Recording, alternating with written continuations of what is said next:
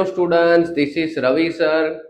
હવે આપણે જોવા જઈ રહ્યા છીએ સ્ટાન્ડર્ડ 12 કેમેસ્ટ્રી ચેપ્ટર નંબર 1 દ્રાવણો. હવે તમે પૂરેપૂરું કેમેસ્ટ્રી શીખશો રવિ સર જોડે.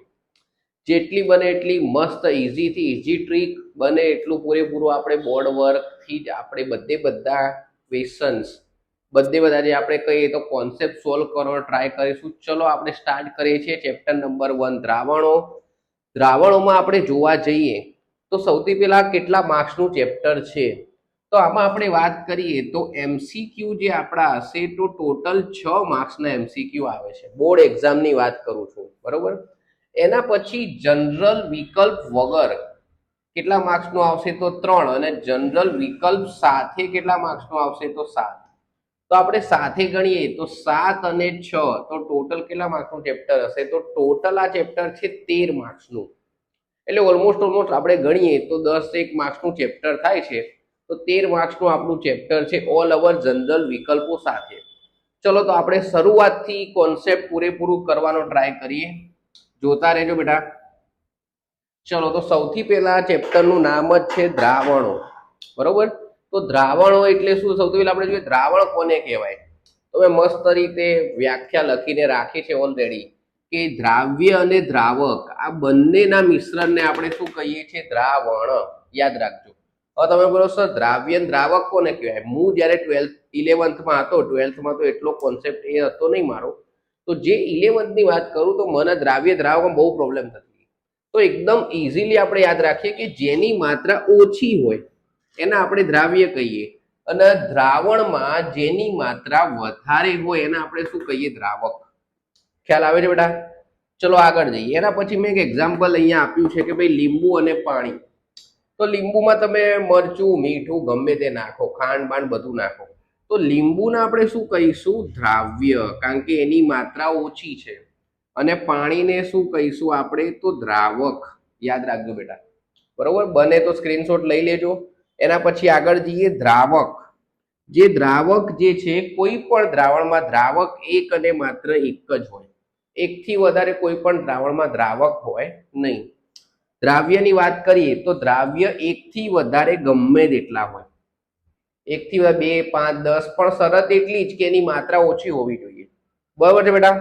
આગળ જઈએ દ્વિઅંગી દ્રાવણ, જેને આપણે બાઇનરી સોલ્યુશન પણ કહીએ છીએ. હવે બાઇનરી સોલ્યુશનની સ્પેશિયાલિટી શું? ઘણીવાર એમસીક્યુમાં આવે છે કે જેમાં દ્રાવ્યની સંખ્યા પણ 1 અને દ્રાવકની સંખ્યા પણ 1, એવા દ્રાવણને આપણે દ્વિઅંગી દ્રાવણ કહીએ છીએ. હજુ થોડા આગળ જઈએ તો જલીય દ્રાવણની વાત છે. જલીય દ્રાવણ કોને કહેવાય? કે જેમાં દ્રાવક તરીકે પાણી હોય ભાઈ, બરોબર. જેમાં પાણીની ક્વોન્ટિટી વધારે હોય જલીય દ્રાવણ કહેવાય. તમારે કદાચ સમીકરણમાં લખ્યું હશે એક્યુએસ સોલ્યુશન, એક્યુ, બરોબર. તો તમારે સમજી લો કે આ દ્રાવણ કેવું છે? જલીય છે. બિનજલીય દ્રાવણની વાત કરીએ કે જેમાં દ્રાવક તરીકે પાણી ના હોય, તો પાણીની બદલે શું હોય? તો ભાઈ બેન્ઝીન હોય, બરોબર, કાં તો કેરોસીન હોય. જો કેરોસીન તો મોસ્ટ ઓફલી હોતું નથી, બેન્ઝીન આપણે યુઝ કરીએ છીએ. તો આવા બધા દ્રાવણને આપણે શું કહીએ? બિનજલીય દ્રાવણ. હજુ આગળ જઈએ સમાંગ મિશ્રણ ને વિસમાંગ મિશ્રણ. સમાંગ મિશ્રણ કોને કહેવાય? કે જે સંપૂર્ણપણે મિશ્ર થઈ જાય તેને આપણે શું કહેવાય? સમાંગ મિશ્રણ. જેમ કે એનું કોઈ એક્ઝામ્પલ આપું કે તમને જોઈને ખબર ના પડે કે આ બંને મિશ્રણ છે કે નહીં, તો પેલું આપણે કહીએ તો મીઠું પ્લસ પાણી, અને બીજું આપણે કહીએ ખાંડ પ્લસ પાણી. તો આ જે સોલ્યુશન છે તમે જોઈને ના કહેશો કે પાણીમાં તમારું ખાંડ નાખ્યું છે કે મીઠું નાખ્યું છે. પાણી પીવો તો ખબર પડે કે ભાઈ મીઠાવાળું પાણી, બાકી ખબર પડે નહીં. વિસમાંગ મિશ્રણ કે જે સંપૂર્ણપણે મિશ્ર ના થાય, બરોબર, જે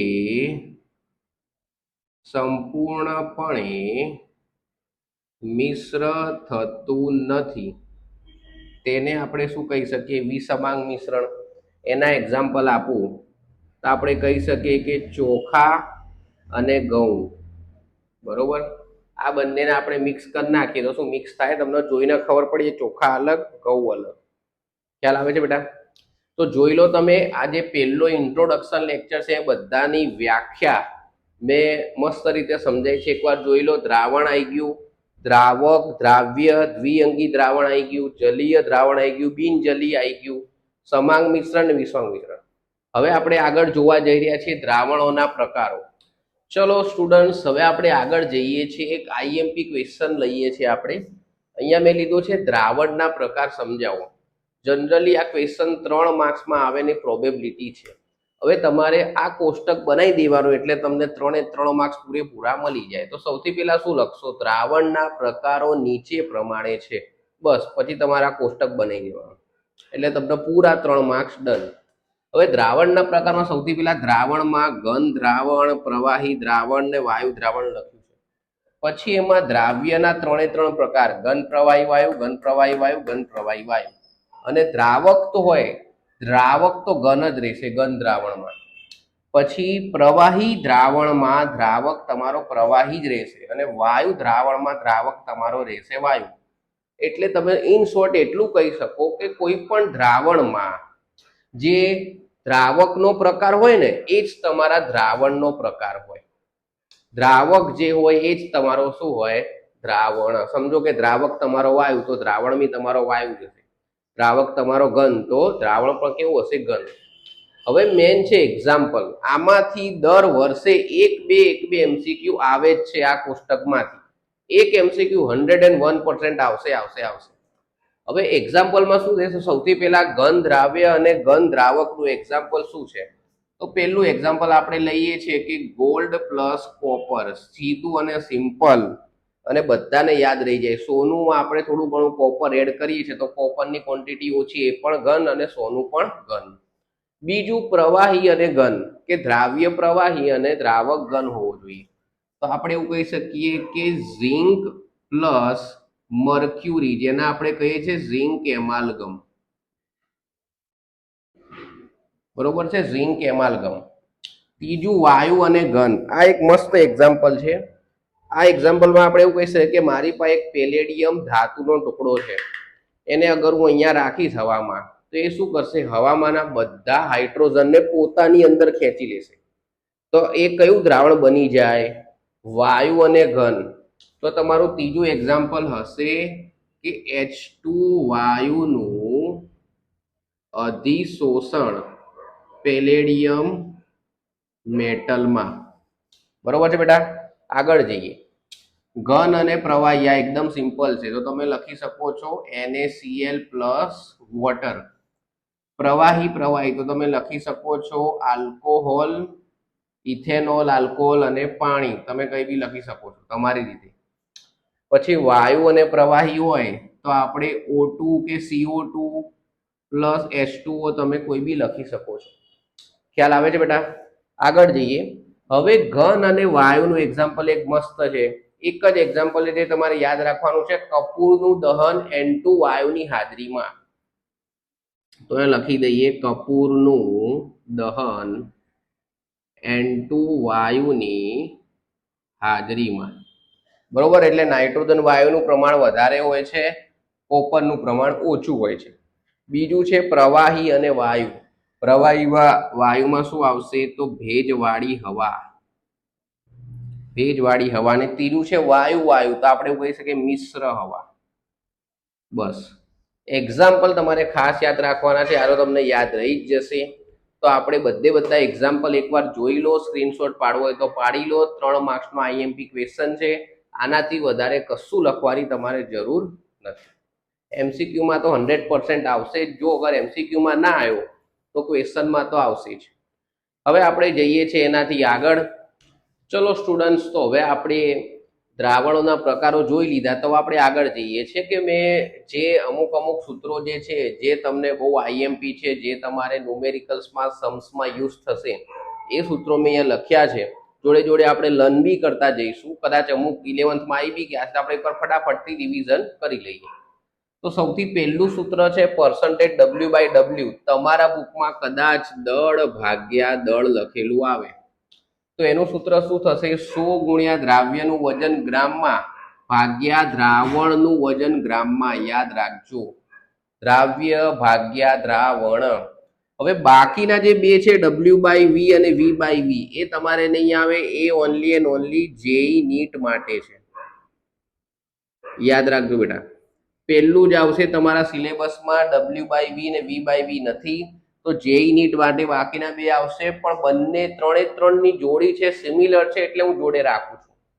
તો અહીંયા આવશે W/V એટલે 100 ગુણ્યા દ્રાવ્યનું વજન ગ્રામમાં, ઉપર જો વેટ છે, ભાગ્યા દ્રાવણનું કદ ml માં. દ્રાવણ યાદ રાખજો બેટા. આગળ જઈએ V/V, તો 100 ગુણ્યા દ્રાવ્યનું કદ ml માં અપોન દ્રાવણનું કદ પણ શેમાં આવશે બેટા? ml માં. બરોબર છે. તો ત્રણે ત્રણ સૂત્રો યાદ રાખી લો, સિમ્પલ છે કે W/W એટલે 100 ગુણ્યા દ્રાવ્યનું વજન ગ્રામમાં ભાગ્યા દ્રાવણનું વજન ગ્રામમાં. W/V એટલે 100 ગુણ્યા દ્રાવ્યનું વજન ગ્રામમાં ભાગ્યા દ્રાવણનું કદ ml માં. ત્રીજું V/V એટલે 100 ગુણ્યા દ્રાવ્યનું કદ ml માં ભાગ્યા દ્રાવણનું કદ ml માં. n ની વાત કરીએ, મોલ કોને કહીશું? તો મોલ એટલે કે વજન ભાગ્યા અણુભાર. બરોબર, આ તો સિમ્પલ છે. આગળ જઈએ મોલ અંશ. દ્રાવ્યના મોલ અંશનું સૂત્ર શું થાય? તો દ્રાવ્યના મોલ ભાગ્યા દ્રાવ્યના મોલ પ્લસ દ્રાવકના મોલ. બરોબર છે બેટા. આગળ જઈએ, દ્રાવકના મોલ અંશનું શું થાય? તો દ્રાવકના મોલ અપોન દ્રાવ્યના મોલ પ્લસ દ્રાવકના મોલ. બરોબર, એટલે ટોટલ મોલ આપણે કહી શકીએ. દ્રાવણના મોલ અંશ એટલે શું કહેવાય?